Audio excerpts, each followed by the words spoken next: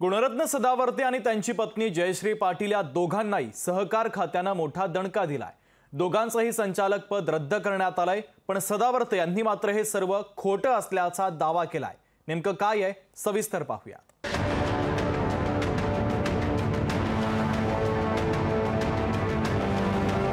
गुणरत्न सदावर्ते आणि जयश्री पाटील यांना सहकार विभागानं दणका दिलाय।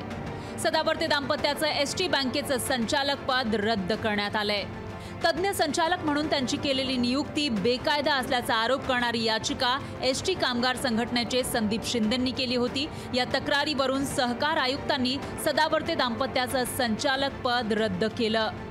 जेव्हापासून सदावर्तेंची सत्ता एसटी कोऑपरेटिव्ह बँकेवरती आली तेव्हापासून ही बँक खड्ड्यात घालण्याचा जणू काय त्यांनी निर्णयच घेतलेला होता। त्यांची इच्छाच तशी आहे की काय अशी शंका आता लोकांच्या मनामध्ये येत आहे।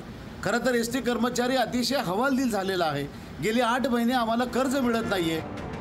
गुणरत्न सदावर्ते एसटी बँकेच्या राजकारणात आल्यापासून त्यांनी आणि त्यांच्या संचालक मंडळानं मनमानी कारभार केल्याचा आरोप झालाय।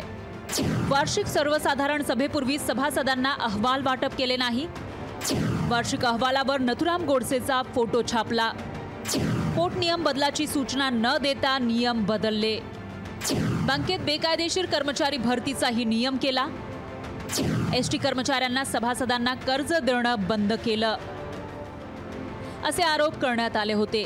सदावर्तेंनी हे आरोप फेटाळलेच, शिवाय मानस संचालक पद रद्द केल्याच्या बातमीचाही इन्कार केलाय। निवडून आलेल्या संचालकांनी जे मानद पद आम्हाला दिलेलं होतं तो ठराव आज तारखेला आमचं संचालक पद आज तारखेला कोणत्याही सहकार आयुक्तांनी रद्द केलेलं नाही।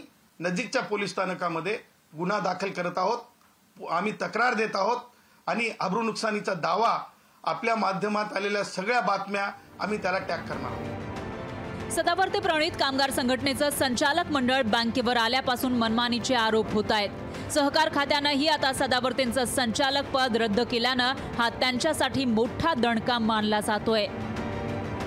अमोल धर्माधिकारीसह मीनाक्षी म्हात्रे, लोकशाही मराठी, मुंबई। लोकशाही मराठी ऐका, पहा, जागरूक रहा।